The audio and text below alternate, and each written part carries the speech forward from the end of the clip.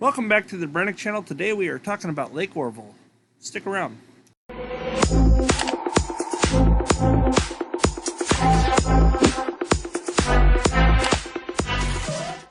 Welcome back to the Brennick channel. Today I am talking about Lake Oroville again, as I've been reading a lot of comments on my channel and I've been trying to answer every comment that comes across my channel. So if you have a comment, please leave it.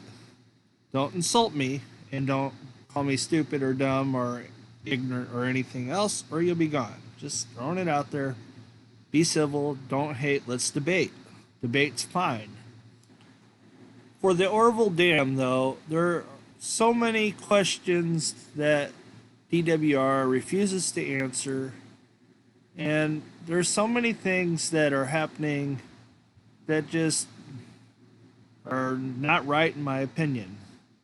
So let's get to some of the things that really drive me nuts about the Oroville Dam. If anybody noticed, when they built the emergency spillway, which was a good thing, they didn't put any rebar in that dam that I saw. Did anybody else miss that? So I was talking to a friend of mine who built the Melvin Price Dam in Alton, Illinois, years ago, and I was showing him the footage last summer when they were constructing it.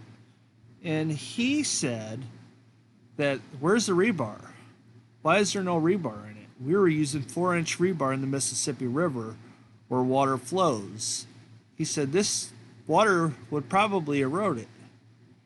And he's spot on. Now, a subscriber of mine said that he thought that the water would erode some of it, but he says it's 10 foot thick, not to worry about a thing. But still, I mean, there's no rebar in this concrete. Could it crumble? Could it fall apart? It's a possibility. I mean, they put rebar in the spillway, and it seems like it's holding, but people say there's problems with it.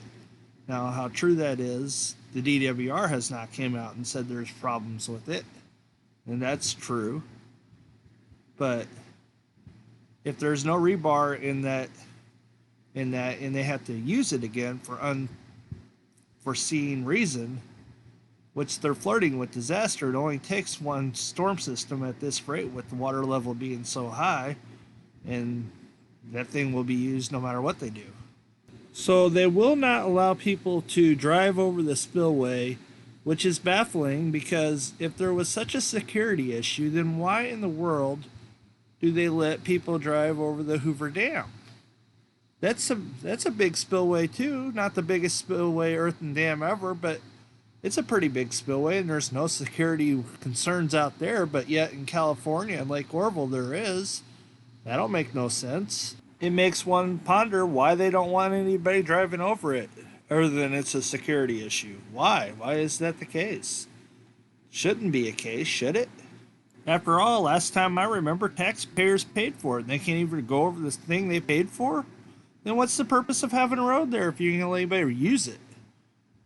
They put fencing up like they're wanting to keep people out of there. Well, then you would think that the public would be allowed to use it. That's all I'm saying.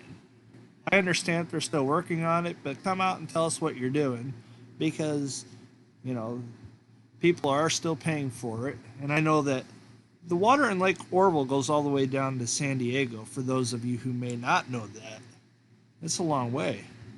And I'm not referring to the Feather River, because I know it goes to Sacramento and out through the San Francisco Bay. But what I'm saying is they pipe it down to San Diego so they have fresh water. So as you see this here, I only did a 5-minute clip of the webcam, which surprised the heck out of me that they finally allowing people to look at their webcam for more than a minute at a time. That was a little annoying and frustrating, being who's paying for that also.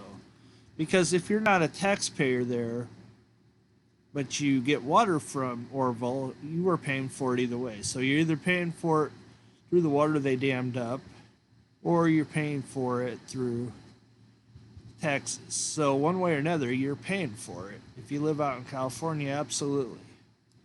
And why in the world would they do that to people? Because, oh, you're fear-mongering. We have an absolute right to ask questions. So the level is finally dropping. Will it remain to do that? They say that the snowpack's finally melted off enough that they're able to keep up with what's coming in at the Hyatt power plant. We shall see. It has definitely been hot out there. But once again, just leave your comments below and let me know what you guys think. Thanks for watching. Please like, subscribe, and we'll see you next time on the Bernick channel. Much love. Peace.